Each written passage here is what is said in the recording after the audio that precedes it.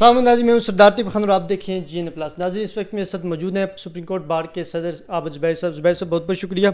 ज़ुबैर साहब, ये फरमाइएगा कि आज भी नवाज शरीफ साहब वापस जैसे कि आ रहे हैं और आज हाई कोर्ट में दरख्वास्त भी रखी गई अता तारा साहब की जानब से, और आज ही उन्होंने कहा कि इस पर फैसला भी मतलब हिफाजती ज़मानत दी जाए। लेकिन कल नैब को नोटिस जारी किया गया और मियाँ गुल हसन साहब ने बड़े ज़बरदस्त रिमार्क्स दिए। सर, क्या कहेंगे इस सवाल से? बिस्मिल्लाहिर्रहमानिर्रहीम।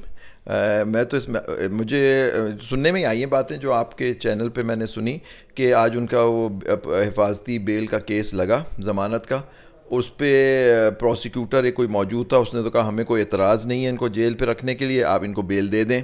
और लेकिन एक फाजिल जज साहब ने कहा कि नहीं, इस तरह से नहीं होता, फिर आप अपील ही फिर नो ऑब्जेक्शन दे दो, अपील ही ख़त्म हो जाए।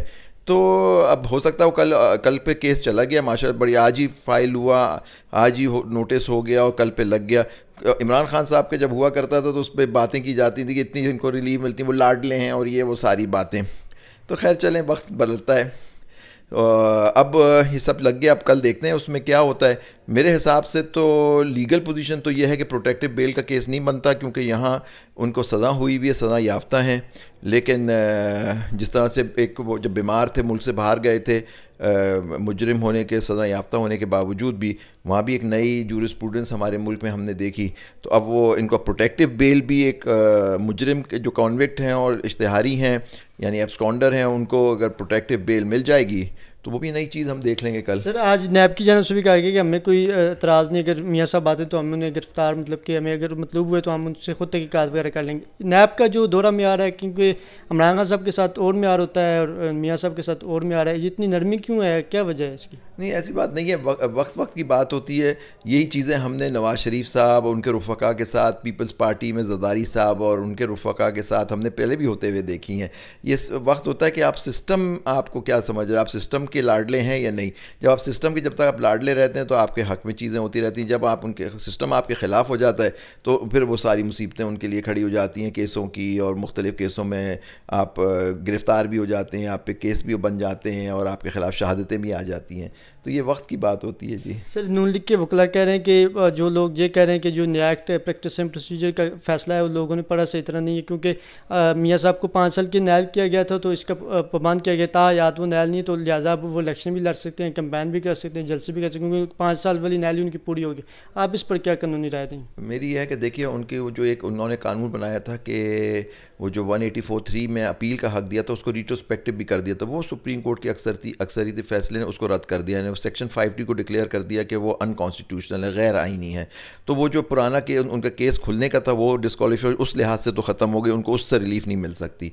हाँ, उन्होंने सेक्शन 232 की अमेंडमेंट की थी उसके अंदर, और यही कहा है कि जी जिसमें नाहली, जिसके अंदर जिक्र ना हो नाहली का, उसको 5 साल कर दिया था उन्होंने। तो हैंस उनकी 5 साल की पीरियड पूरा हो गया जजमेंट के तहत, तो इसलिए वो उनकी नाहली ख़त्म हो गई। लेकिन मेरा व्यू है कि 62(1)(f) में, क्योंकि कोर्ट का एक डिक्लेरेशन आया हुआ, यही है कि डिक्लेरेशन जब आएगा उसके बाद आप नाहल होते हैं, और उस डिक्लेरेशन में क्लियरली लिखा है कि उनकी नाहली लाइफ टाइम है, जबकि मैं समझता हूँ किसी पॉलिटिकल लीडर की लाइफ टाइम नहीं होनी चाहिए। लेकिन एक हमारा एक कानून है, उसके हिसाब से उनको डिक्लेरेशन सुप्रीम कोर्ट ने दिया हुआ कि ये ताहयात नाहल है। मैं समझता हूँ ये एक सिंपल एक्ट के अमेंडमेंट से नहीं होगा। उसकी वजह यह है कि सुप्रीम कोर्ट ने अपने ही फैसलों में कहा है कि जब वो एक आइनी शक की तरशीरी कर देते हैं और वो कह देते हैं कि जी इसका ये इफेक्ट होगा, वो सिंपल कानून से नहीं होगा। हाँ, उसमें अगर आइनी तरमीम करके उसको ख़त्म किया जाए, उस आइनी तरमीम करके उस पीरियड को 5 साल किया जाए, फिर उनको फ़ायदा होगा। ये एक मेरा व्यू है। लेकिन हो सकता है जब वो अपने दाखिल करेंगे कागजात, जो उनके मुखालफिन होंगे इस पॉइंट को उठाएंगे। सर, लास्ट ये बता दीजिएगा कि आपने जब प्रैक्टिस एंड प्रोसीजर केस लगा तो चीफ जस्टिस साहब ने आपने उनको रिमार्क्स देते कि भाई इलेक्शन के वाले से भी दरख्वास्तें हैं, उस पर भी अभी तक कोई नोटिस वगैरह नहीं हुआ। क्या समझ जो 90 रोज़ में इलेक्शन वगैरह नहीं हुए, उस पर कोई सुप्रीम कोर्ट आने वाले दिनों में कोई केस फाइल कर सकता है, इस तरह का कुछ कह सकता है? तो आपको पता है सुप्रीम कोर्ट बार ने अगस्त से फाइल किया हुआ है, वो पिछली चीफ जस्टिस साहब ने भी नहीं उठाया था, और अभी तक उस केस का 1 महीना गुजर गया है, अभी तक वो केस लगा नहीं। नेचुरल प्रैक्टिस प्रोसीजर पे वो कोर्ट का व्यू था कि पहले प्रैक्टिस प्रोसीजर पे फैसला हो जाए, क्योंकि अब तरीक़ाकार 184(3) का बिल्कुल बदल गया है, जबकि ये पहले फ़ाइल हो चुका था। और अब देखना होगा कि अब नए तरीक़ेकार से मेरा वो केस अहल भी है 184(3) में इलेक्शन का केस या नहीं। वो हो सकता है कमेटी बैठ के फ़ैसला करे कि ये 184(3) का केस मेरा बनता ही नहीं है, मतलब सुप्रीम कोर्ट बार का। और हमें कहे कि जी हम कमेटी ने फैसला किया नहीं, उसकी कोई अपील नहीं रखी गई है सेक्शन 3 के अंदर जो प्रैक्टिस प्रोसीजर कोर्ट जो अक्सरियत फैसले ने अपहोल्ड किया है। और अगर कोई कॉन्स्टिट्यूशनल प्रोविज़न की अमेंडमेंट इंटरप्रिटेशन है तो वो आप देखो सेक्शन 4 में वो मिनिमम 5 मेंबर बेंच बैठेगी। तो अब ये देखना होगा कि अब ये नया जो प्रैक्टिस प्रोसीजर के इफेक्ट में हमारे केस की क्या वैल्यू, क्योंकि आप देखिए वो मिलिट्री कोर्ट्स का भी केस है वो नहीं चला, वो चल के आधा ख़त्म हुआ, वो भी नहीं लगा। फिर हमने चैलेंज किया हुआ है official secret act military act की अमेंडमेंट्स को, उस पर तो नंबर भी नहीं लगा। तो अब वो पता नहीं वो 184(3) के ज़ुमरे में आता है, कमेटी हो सकता है फैसला करे कि वो भी नहीं आता। लेकिन इलेक्शन का केस देखिए, अब लगे ना लगे अब कोई फ़र्क नहीं पड़ता मैं समझता हूँ, क्योंकि 90 दिन के अंदर इलेक्शन अब नहीं हो सकते, क्योंकि आज हो गई है 18 तारीख, 90 दिन 6 नवंबर तक पूरे हो रहे थे।